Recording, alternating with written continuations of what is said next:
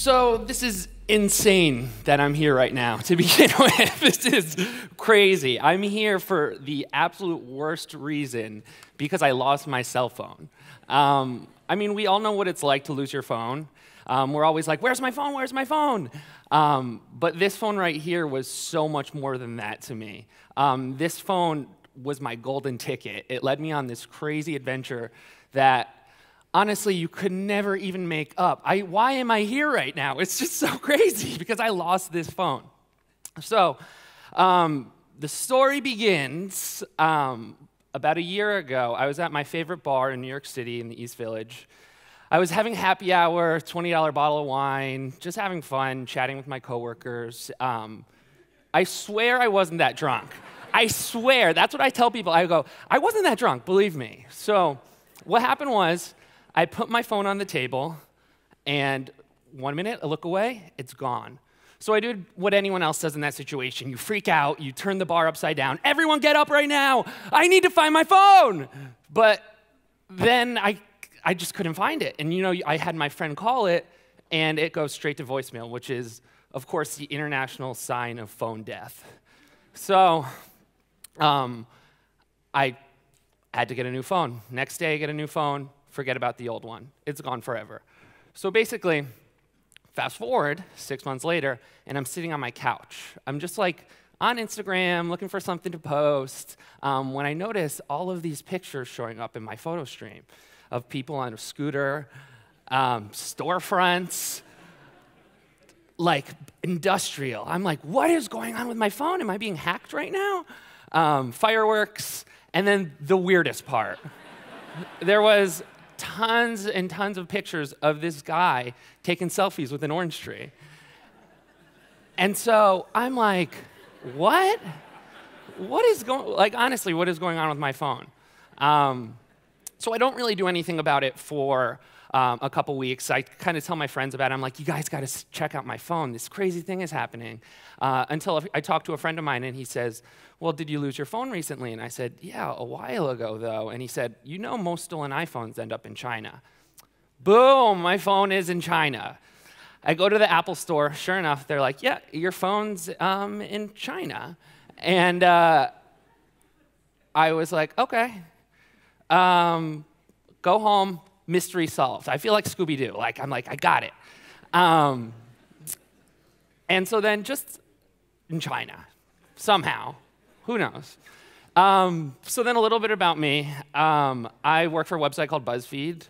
I've been doing this for 7 years, which is approximately a quarter of my life. So I've been watching stuff. I've been working the internet basically forever, I say. Had a protest for Ryan Gosling not being the sexiest man alive. Crazy, weird stuff. It's just weird. So I was like, well, might as well write a story about it. Oh yeah, me and Grumpy Cat. So I wrote a story about it. And it was called, Who is This Man and Why Are His Pictures Showing Up on My Phone? And basically, I just wrote about everything that I told you, and go to bed, on to the next story, whatever. Except that wasn't the case at all, because I woke up the next day to all of these tweets from people in China saying, oh my God, Matt, we're helping you find an orange tree guy. You're so famous in China. You are the #1 trending topic. And I'm like, what? Like, what is going on right now? So, sure enough, they're like, we're helping you find him. About 4 hours later, they got him. They got the man. So the Chinese internet named this guy Brother Orange. In China, calling someone a brother is a term of endearment, and oranges are just in general good luck. So they really like this guy. And also, he's just, like, the selfies are just so funny. So what happened was basically, they're like, you have to join Chinese Twitter. You have to talk to him on it. So I'm like, sure, OK. So I start exchanging messages with him publicly, and we kind of gain a fan base, and people are kind of watching our friendship unfold. And he's saying, Matt, I'll teach you how to use chopsticks. And I'm like, sure, sure. And meanwhile, the Chinese internet is watching this whole thing, and they're calling it, oh, you guys are meant to be together, this was meant to happen, calling it like a romance, the most romantic thing they've ever heard in their life. And I'm just standing, what is going on? And so basically, they're like, you guys have to meet. And so Brother Orange invited me to China, and I was like, I need to go to China. And then he said he was ready. So I go to China. So it's like a 20-hour flight to his place. It's they call it a small city, but a small city in China means 4.5 million people in southern China. And it's pretty uneventful until I get on my last leg. I'm on the plane, and there's this young woman come up to me, and she goes, "Oh my God, are you Matt?" And I'm like, "What, me? Like, you noticed me?"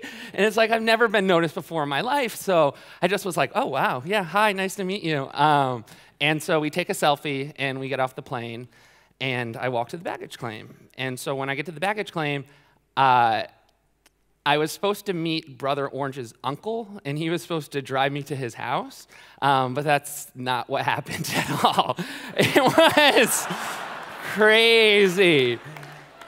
So we were mobbed. It was my Britney Spears in 2007 moment. Like, everyone, never in my life, it was just a crazy thing. And there, this guy, Brother Orange, is standing with a bouquet of flowers and my cell phone.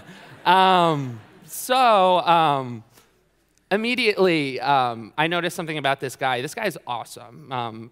He went in for a hug, and I did the handshake. So automatically, I was like, oh, he's a pretty cool guy. Like, he was really warm right away. And I like to say now, one of my catchphrases is like, never judge a man by his selfies, because he's the opposite of the selfies that he took.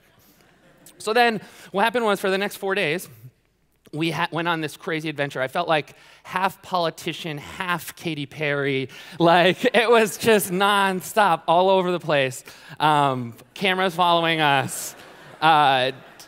We were riding around with cars with our faces on it. So weird. We were bicycling. That's our little baby Orange in the carriage right there. Chipping statues, holding babies. I was like, I'll take a picture of your babies. Mud baths, that was awkward. With cameras. Picking tea leaves. Press conference.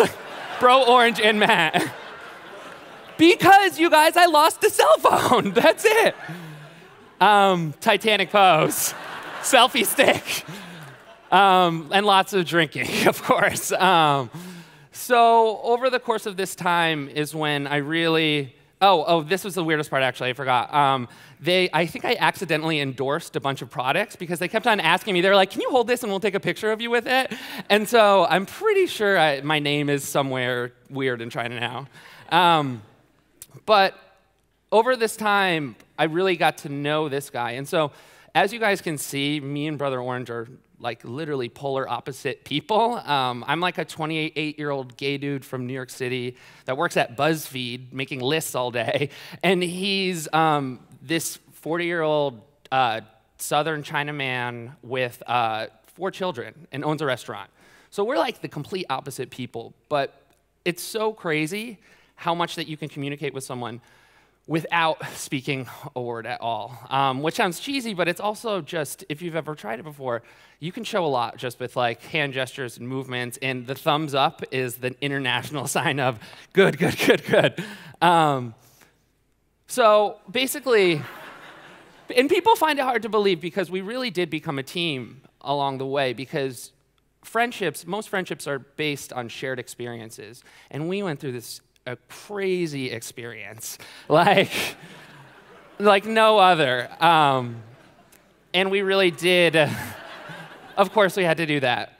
So we developed this shared bond over the craziness that was happening around us.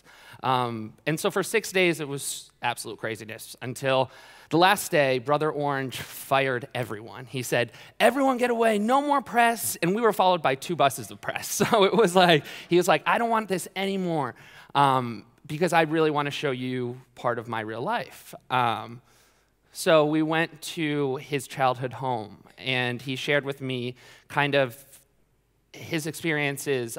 He's had a rough past couple of years. His parents passed away 2 years ago. And he had some bad luck at the restaurant, so he kind of taught me this idea of destiny and fate, whereas he said, oh, I think my parents sent you here to be my new brother. Sounds weird, sounds crazy, but also when you put it into the context of all of these amazing tiny coincidences, like they can't just be coincidences because each one was so amazing and so unique. The fact that he was able to pick my phone out of thousands of phones and be such a cool guy and to play along with me like this and to just have fun, it just makes it seem like life is more than just like little small coincidences. It's part of this grander idea of destiny. So our journey ended. We didn't have a translator at this point, and it was just so emotional. We became very protective of each other. If someone didn't want to do the interview, you wouldn't do the interview with them. And it ended like a movie. It was like literally we're walking to the airport, and he's waving their goodbye at the gate. And I'm sitting there in the airport just like, what the heck? What just happened to me? Why is this all happening? And so basically, what I just want everyone to know is that like amazing things can happen out of something really bad. You know, we all lose our phone, bad things happen, but it's all part of this like grander destiny. And once you like start to believe in like the destiny and everything has its purpose, it makes life so much better. So that's it. Woo!